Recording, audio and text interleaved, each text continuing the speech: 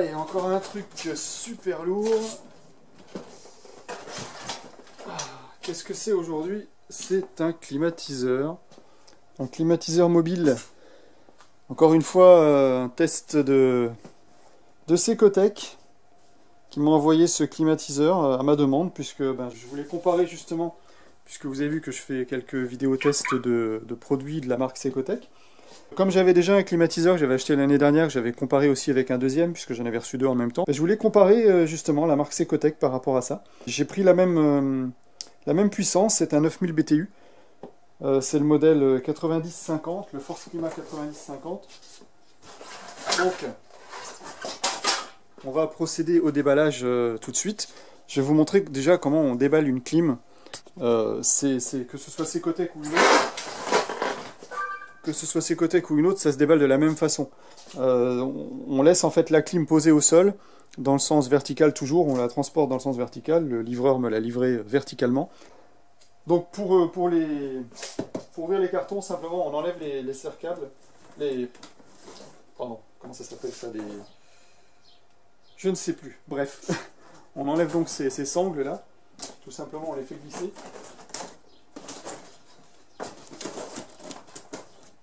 Et après, c'est tout bête, il suffit de lever le carton vers le haut, parce qu'elle est simplement posée sur un socle polystyrène ou carton, en fonction, on va voir ce que c'est. Donc là, on fait attention qu'il n'y ait rien qui tombe. Voilà, donc ça c'est le kit fenêtre qui est fourni avec la climatisation. Je vous montrerai tout à l'heure en réel comment ça s'installe. Alors au fond du carton, on a également quelque chose. On va se poser au-dessus comme ça.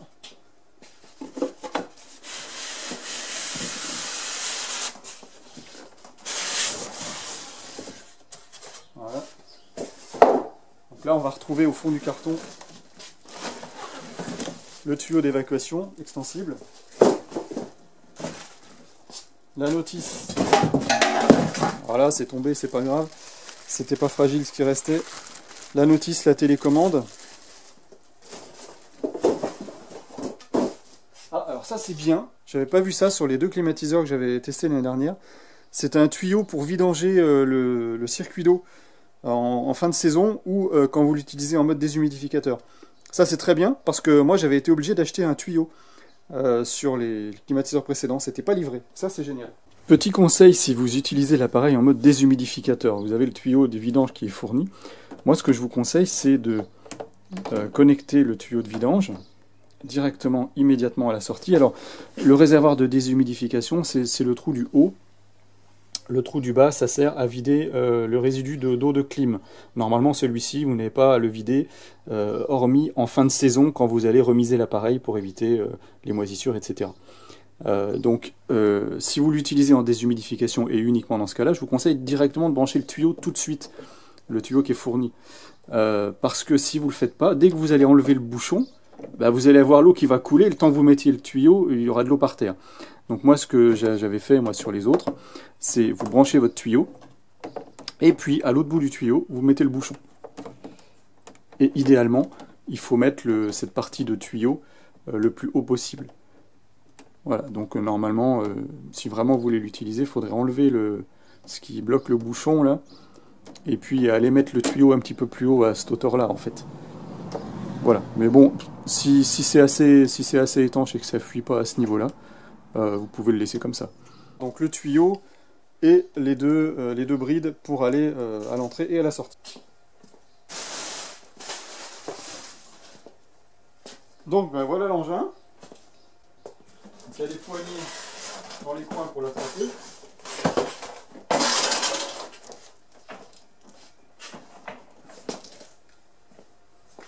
Donc il est livré bien protégé. Ça c'est très bien.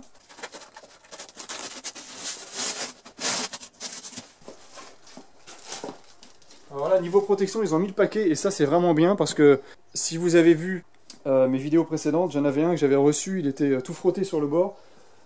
Là, franchement, vous risquez pas de le recevoir abîmé. Donc là, forcément, il est nickel. Donc, ce qui est bien, c'est qu'il est carré, petit, sur roulette. Donc, par rapport aux autres modèles que j'avais, il est quand même plus petit. Donc on va aller l'installer là-haut, à sa place. Et puis on va mettre ça en route, on va voir ce que ça donne. Alors je vais vous montrer au niveau du kit volet roulant comment ça se passe. Donc le kit volet roulant, c'est ou le kit fenêtre, ils appellent ça. Là en l'occurrence, moi je l'utilise en kit volet roulant. Ça sert à positionner le tuyau d'évacuation du climatiseur pour qu'il rejette l'air chaud vers l'extérieur. Alors moi j'ai été obligé de remettre, vous voyez, en dessous une barre en bois pour récupérer la hauteur. Sinon ça touchait ici en fait. Donc voilà, vous verrez en fonction de votre configuration de fenêtre, si vous êtes obligé ou pas de rajouter la barre en bois. J'en ai profité pour mettre une mousse également sur cette barre pour bien faire l'étanchéité à l'air. Donc ce kit fenêtre, donc, il est en deux parties. Vous avez une partie qui glisse comme ça dans l'autre. Voilà, et qui vient d'un côté rentrer. Vous voyez, vous avez le rail du volet roulant qui se trouve ici. Donc vous allez rentrer cette partie-là dans le rail, à l'intérieur. L'autre partie de l'autre côté, on ne peut pas la rentrer dans le rail, elle est plus large. Donc je vous montre tout de suite une astuce. Je vais vous montrer une astuce concernant le kit volet. Donc le kit volet, il est en deux parties, comme ceci, qui glissent l'une dans l'autre. Donc vous avez attaché auparavant l'accessoire et le tuyau. Ça va se connecter au climatiseur. Ici, on met une vis pour bloquer la bride. Et vous avez cette partie-là qui permet de s'ajuster à la largeur de la fenêtre. Ce que je vous conseille de faire, c'est de couper 10 cm de cette partie amovible. Vous coupez 10 cm, ce qui va vous permettre de l'insérer ici de l'autre côté. Donc là, je vous le montre, hop, je change de côté. Donc vous allez pouvoir l'insérer ici. Donc vous coupez en fait un petit peu plus loin. Vous coupez là. Ce qui fait que vous allez pouvoir glisser ici aussi dans l'autre rail de volet roulant. Donc voilà, grâce à cette astuce, vous allez pouvoir caler des deux côtés. Alors attention, mesurez bien avant, parce que moi j'ai une fenêtre de largeur 120. Si je coupe ici 10 cm de cette barre-là, il ne va pas m'en rester assez ici. Donc voilà, vous ferez au mieux, il faut en couper le moins possible en fait, de manière à caler de l'autre côté. Voilà, donc après, une fois qu'on a positionné ce kit volet, le kit fenêtre, bah, il suffit après d'aller fermer le volet par-dessus. Voilà. Et là, du coup, il reste un petit jour ici, puisque cette planche, elle est moins haute. Voilà. Du coup, c'est pour ça qu'il faut mettre une mousse en dessous pour bien limiter l'espace au-dessus. Après, on peut aussi mettre une mousse au-dessus. Hein. Ça, vous verrez à l'usage. Alors, moi, ce que j'ai fait pour éviter d'utiliser le kit fenêtre, j'ai fait un panneau de polycarbonate. Je vous mets le lien dans la vidéo, dans les commentaires. Comme ça, si vous voulez faire pareil, vous saurez comment on fait. Donc, comparaison entre le fameux Secotec 9050 et le Taurus, qui était ma clim précédente, là. Alors, pourquoi j'en ai demandé un autre à Secotec? C'est justement pour comparer. Ça fait pas mal de produits que je teste de chez Secotec et je voulais voir ce que ça donnait par rapport à un produit équivalent et plus cher. Donc le Taurus, c'est un Taurus, la référence ici. Voilà, alors l'étiquette énergie du Taurus, voilà pourquoi j'ai choisi ce modèle de Secotec, parce que l'étiquette Secotec, je ne l'ai pas collée. L'étiquette énergie, celle du Taurus était collée, le problème, elle était collée d'origine, et à décoller, c'est impossible, ça laisse des traces. Donc je vous conseille pas trop de la coller. Mais du coup, là, ça va nous permettre de comparer. Donc à droite, le Secotec, à gauche, le Taurus. Donc on voit que niveau d'énergie, c'est le même. Et également, les kilowatts, c'est les mêmes. Et le coefficient EER, c'est également le même.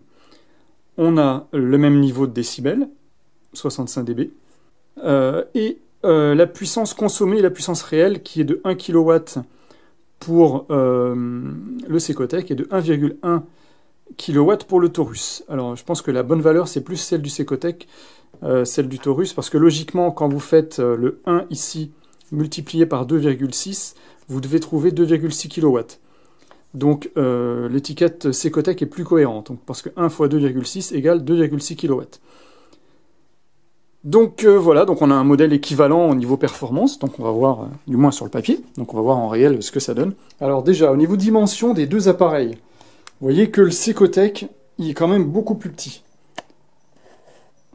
Donc on a quelque chose de beaucoup plus compact pour les mêmes caractéristiques techniques. Ça, c'est plutôt pas mal. En plus, je le trouve personnellement plus esthétique, avec sa couleur noire et argent sur le côté. Il est également noir à l'arrière.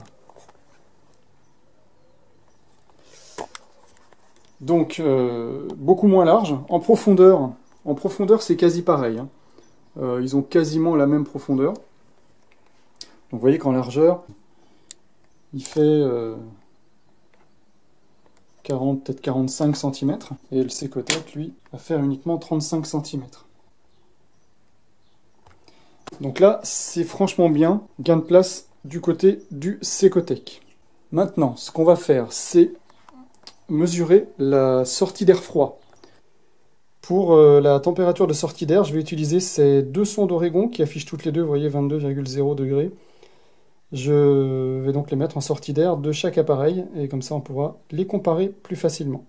C'est des thermomètres qui sont super fiables. Donc, vous voyez là, il indique 24 degrés, 52% d'humidité. Bon, l'humidité, c'est pas trop le souci actuellement. Sachez que quand même, quand vous utilisez une clim, ça fait baisser le taux d'humidité de la pièce. Donc là, le Taurus affiche 25 de température ambiante, le Secotec affiche 23, alors qu'on a une température à 24. Alors, donc, les deux se trompent, mais les deux sont proches de la réalité, c'est tout de même un bon point pour les deux. Alors, j'ai mis les deux climatiseurs en route, donc fonction climatiseur et ventilation au minimum. J'ai pas besoin de beaucoup de ventilation, l'idée c'est juste de mesurer la température de la sortie d'air. Bon, alors on va voir ce qu'il en est. Là, ça fait une demi-heure que je les ai laissés tourner. Donc on va voir ce que ça donne au niveau de la Taurus. Donc sur la Taurus, si je peux faire le focus, il y a 4,4 degrés. 4,4 degrés sur la Taurus, et c'est pareil du coup sur la Secotec. 4,5, ça bouge très légèrement. Les valeurs sont identiques entre les deux. Je vais les couper parce que ça commence à cailler vraiment là.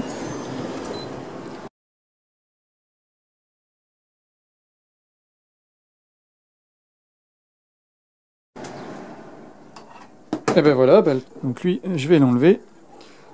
Voilà, donc effectivement, la Secotec, comme indiqué sur le papier et donc sur l'étiquette énergie, on constate qu'elle a le même rendement de froid que la Taurus. Donc ça, c'est plutôt bien, parce qu'on se retrouve avec un appareil plus petit, moins cher. Il faut savoir que la Taurus, j'ai payé dans les 450 €, je crois, et la Secotec, elle est en dessous de 300. Donc il y a quand même eu un gros écart de prix. Et là, vous voyez qu'on a quand même une performance qui est franchement satisfaisante. Au niveau de la ventilation, alors c'est difficile de vous montrer ça sur une vidéo et pour moi de le mesurer, mais je trouve la Secotec plus puissante en sortie d'air. Que ce soit en vitesse lente sur les deux, la Secotec est plus puissante, et en vitesse maxi sur les deux, la Secotec est encore plus puissante en sortie d'air, c'est-à-dire elle souffle beaucoup plus. Donc ça aussi, c'est bien. Si j'avais eu la Secotec l'année dernière, je pense que je ne me serais même pas pris la tête d'acheter une autre, parce que voilà, elle souffle vraiment très très fort, et ça c'est plutôt pas mal. Alors petit inconvénient ou avantage, alors pour moi ce serait un avantage, je vais vous dire pourquoi. Les ailettes ici sur la Taurus, c'est des ailettes qui bougent, qui peuvent osciller régulièrement, hein, grâce au bouton swing ici. Donc elle se lève, elle se baisse, elle se lève, elle se baisse automatiquement. Ici sur la Secotec, c'est manuel. Ça veut dire que vous allez régler votre inclinaison de lamelle manuellement ici, comme ça, et une fois que c'est réglé, ça bouge plus. C'est mécanique en fait, il n'y a pas de moteur qui vient faire osciller les lamelles. Donc pour les fermer, c'est à vous de le faire, pour l'ouvrir, c'est à vous de le faire. Ici, à l'intérieur, il y a un autre volet qui est celui-ci, qui vous permet de diriger l'air à gauche et à droite. Alors vous voyez que le volet, il est tout petit. Alors je me suis dit, il est ridicule le volet, c'est impossible que ça dirige l'air. Ben si, c'est franchement bien fait, et ça dirige vraiment l'air du bon côté. Alors, pourquoi c'est bien ça, et c'est super bien ce petit volet? Parce que la plupart des clims, vous voyez, la sortie d'air, elle est sur le côté. Et bien la plupart des clims ont tendance à rejeter l'air, pas bien en face, mais décalé sur le côté. C'est le cas de la Taurus, qui décale un petit peu l'air sur le côté. Donc là, ça sort bien en face si vous réglez bien le petit volet qui va bien. Alors pourquoi pour moi c'est un avantage? Parce que la Taurus, moi, je m'arrange toujours pour avoir mes lamelles qui soient le plus haut possible, puisque l'air chaud étant en haut de la pièce, il faut refroidir le haut de la pièce, puisque l'air froid ensuite va retomber. Donc pour une meilleure efficacité de clim, il vaut mieux refroidir en haut. Donc moi, à chaque fois que je l'allume, je suis obligé de jouer avec le bouton swing pour arrêter les lamelles en position haute. Donc à chaque fois, je m'amuse, je galère, je fais pause, etc. pour arriver à caler mes lamelles. Bah là, du coup, j'ai pas besoin. Je mets directement mes lamelles en haut et elles ne bougent plus. Et quand j'ai besoin de rallumer ma clim, elle est tout de suite lamelle en haut. Alors maintenant, on va comparer le bruit des deux appareils. Ils sont donnés tous les deux pour 65 dB sur le papier. On va voir ce qu'il en est réellement. Pour ça, je vais utiliser une appli sonomètre sur mon smartphone qui va m'indiquer en temps réel le bruit. Donc je vais mettre les deux appareils en mode climatisation, vitesse de ventilation minimum.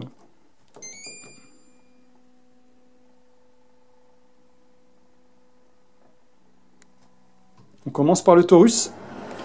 Donc là, c'est uniquement le bruit de la ventilation.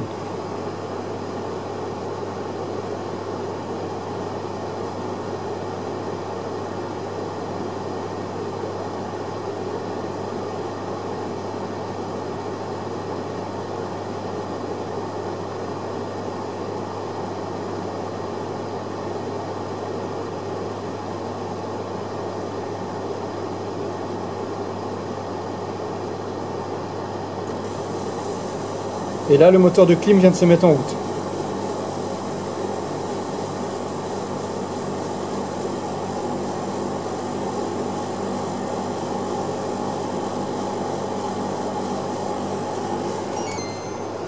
Voilà, je le coupe et on va passer sur le Secotec.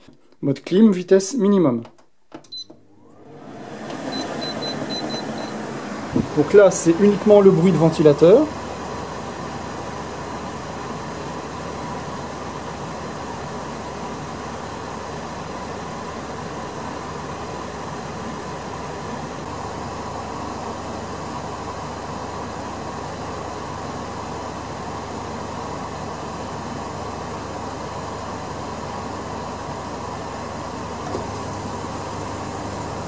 Et là, le compresseur vient de se mettre en route.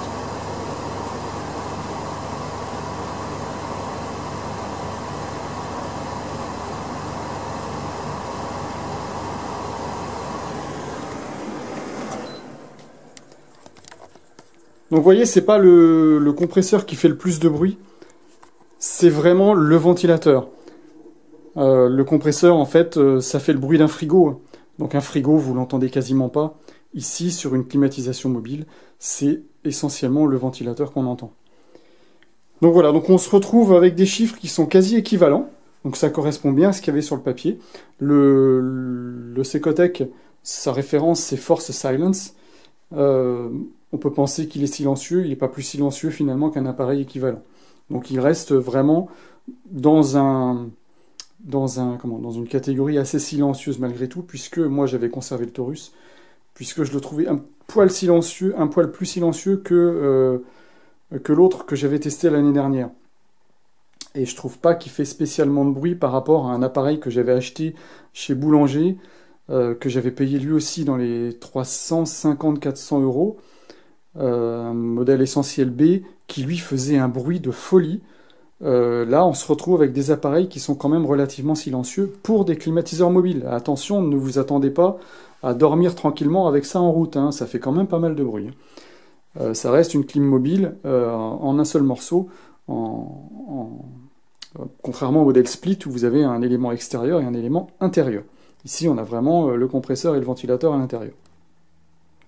Donc voilà. Donc très très bon résultat pour cette Secotec. Franchement, je suis bluffé parce qu'elle est vraiment beaucoup plus petite que l'autre.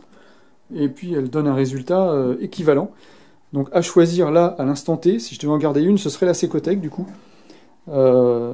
Et qui pour moi a aussi cet avantage de lamelle qui ne bouge pas toute seule. Alors c'est vrai que c'est une option qui manque, mais du coup pour moi ça m'arrange. Donc voilà, à en garder une, je crois que je vais garder celle-là, puis je vais donner l'autre à mon père, là, qui était pas trop pour mettre une clim dans son appartement, donc je vais lui donner la blanche là, qu'il la mette chez lui, et puis du coup comme ça il aura une clim. Puis si ça lui plaît pas, bah, je la récupérerai, je la mettrai dans une autre pièce, c'est pas un souci. Pour déconnecter le tuyau d'air à l'arrière, il faut simplement le faire glisser, comme ça, sur le côté. Voilà.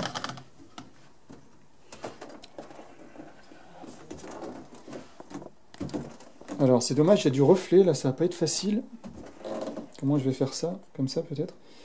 Donc on a tous les boutons sur la clim. Donc ici c'est le mode timer. Ça permet de mettre en route la clim plusieurs heures avant, jusqu'à 24 heures. C'est-à-dire que par exemple si vous partez de chez vous, vous voulez que ce soit climatisé quand vous revenez, et bien simplement vous allez appuyer, la clim est en arrêt, donc en veille, le voyant veille est allumé, température ambiante. Le mode timer, donc vous allez appuyer dessus. Donc là on a 1 heure, et on règle ici plus-moins. Voilà, si je veux qu'elle démarre dans 6 heures, voilà, je laisse clignoter, il va revenir sur le voyant de température. Le timer est affiché, ça veut dire que dans 6 heures, elle va s'allumer en mode clim. Uniquement en mode clim, pour le timer. Ensuite, vous avez le mode... Alors on va arrêter le timer, là. Voilà. Vous avez le mode sleep. Alors le mode sleep, tout simplement, ça fait fonctionner la clim en ventilation minimum, en mode clim, et au bout d'1 heure, la température, le réglage de température que vous aurez fait sur la clim, il va augmenter d'1 degré, et au bout de la 2e heure, il va réaugmenter d'1 2e degré. Ça permet de vous endormir avec une température qui ne va pas être trop basse, elle va monter progressivement, avec une ventilation au minimum. Vous pouvez, parallèlement à ça, utiliser le mode timer pour qu'elle s'arrête au bout d'un certain temps. Donc voilà, ensuite vous avez le mode donc, climatisation, le mode déshumidification et le mode ventilation. La télécommande, vous avez les mêmes fonctions que sur la clim, à savoir le mode nuit, plus, moins, les boutons up-down. Ici, c'est quoi? Ouais, en fait, ce bouton en haut, c'est pour changer le mode. C'est le bouton mode en fait qui se trouve là. Bah oui, c'est le même symbole. Voilà, c'est le bouton mode ici. Ça, c'est le timer, ça, c'est up-down. Ça, c'est le mode nuit. Et ça, c'est la vitesse du ventilateur. Donc, high-low. C'est la même chose. Voilà, donc on va regarder ce qui se passe à l'arrière. Donc ici, on a le fameux réservoir d'eau, d'humidité, en mode déshumidificateur, et en bas, la vidange clim. Ça, vous n'avez jamais à le vider en bas. Donc au niveau des filtres, on a 2 filtres, un en haut, voilà, que vous allez dépoussiérer en fin de saison, ou régulièrement pendant la saison, si vous avez vraiment une atmosphère poussiéreuse, vous avez le même en bas. Voilà, ça s'enlève de la même façon, ça se nettoie. On voit qu'il commence déjà à y avoir de la poussière, donc c'est vraiment très important de les nettoyer pour un fonctionnement optimum de la clim. Ici, vous allez pouvoir enrouler votre tuyau et mettre votre câble électrique et mettre votre prise électrique ici dans les trous. Voilà. Eh bien, on a fait le tour de ce test de la climatisation Secotech 9050. Il y a d'autres modèles chez Secotech. Celui-ci, il est en rupture de stock apparemment, j'ai eu le dernier. Vous avez des modèles qui font également chauffage. Je pense que c'est sympa, je ne me suis pas penché sur la question. Mais un chauffage, puisque une clim, ça utilise une pompe à chaleur. Donc un chauffage pompe à chaleur, pour moi, devrait moins consommer qu'un chauffage électrique. Donc faudrait voir ça, faudrait se pencher sur le problème. Donc ça c'est une 9000 BTU, vous avez des modèles chez Secotech qui sont à 12 000 BTU et 14 000 BTU.